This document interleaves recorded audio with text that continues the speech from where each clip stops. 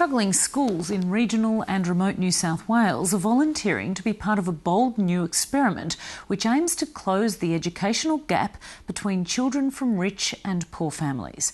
Those who take part will be much more than learning institutions. They'll become community hubs, and preschool education will be a central feature. It's part of a new strategy to radically reform underperforming schools and offer students a greater chance of reaching their potential. And as Suzanne Smith reports, it was one school in far western New South Wales that inspired this shift in policy. In far western New South Wales, in the Menindee Lakes country, a bold experiment at the local school is paying off. Menindee Local School is now the model which will be rolled out across New South Wales, starting with approximately 12 pilot schools who will sign up for the project known as Connected Communities. Schools become the hubs in communities, a focus of health, employment and psychological support, with preschool being a major focus. Today, the Menindee School is hosting a unique lunch for the New South Wales Education Minister, Adrian Piccoli. Really, a school like Menindee is a real lighthouse for that program, but a lighthouse for New South Wales. Why Menindee School is so unique is that it is not just a place of learning from preschool to year 12. The school, with a very high Indigenous population, also boasts a full kitchen, hotel and construction facility. These Art Deco train carriages are a hotel and restaurant. Tourists can book to stay in this hotel maintained by the high school students. The work is a lot of fun and they are paid a student wage. In Year 9, these students can start a TAFE certified course in cooking or hotel management. So by the time they reach Year 12, they are already trained for a decent job and have a TAFE qualification. Collect the plates first. Principal Brian Debus says the radical transformation started several years ago when he and the community devised a plan to revitalise the school and tackle the issue of high unemployment amongst school leavers. We have statistics which show that 66% of our students have full-time employment or are in a full-time education, as against an Australian average of 23%.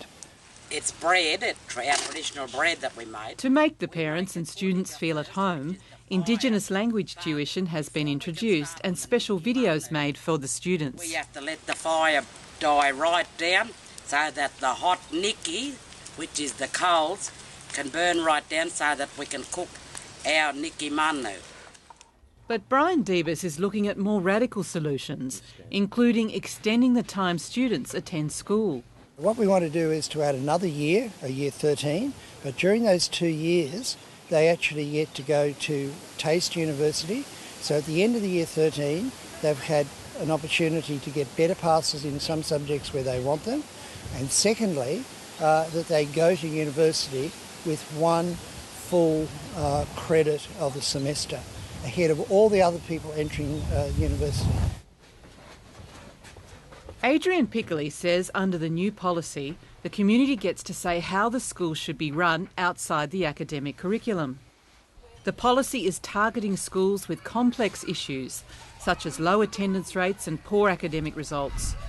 Walgett Community School is one of those. Here at the local Indigenous community of Gingy near Walgett, the New South Wales Education Minister has come to listen to their concerns about how the town operates. Despite the mammoth effort of the principal and staff, the local school is not performing well academically, and about 20% of the children have severe behavioural issues. The challenge for the Education Minister is to see if, like Menindee School, Walgett can be revitalised.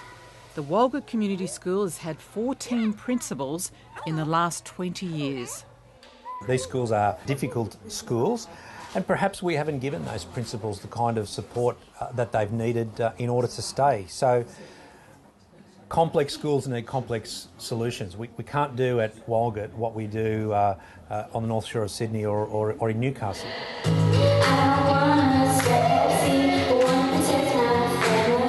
One idea is for the school to be open from 7:30am to 10pm at night and include hip-hop dancing and Indigenous languages.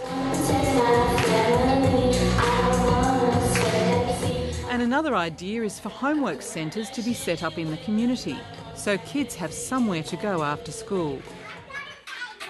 Another key area is preschool. The latest neuroscience research shows that children who have good early childhood educational experiences from the age of 3 do much better academically throughout their lives. And the severe behavioural issues that can appear in high school could be avoided. The earliest that we can get to children, the better. They get to kindergarten and some kids can't speak any language at all in kindergarten.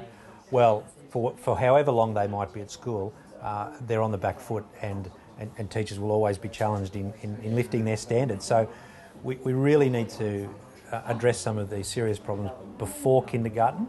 In Menindee, they've done it very successfully. They've got 100% participation. We really need to work on ways to replicate that around the state.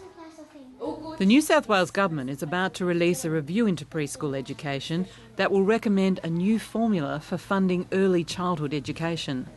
Suzanne Smith, Lateline.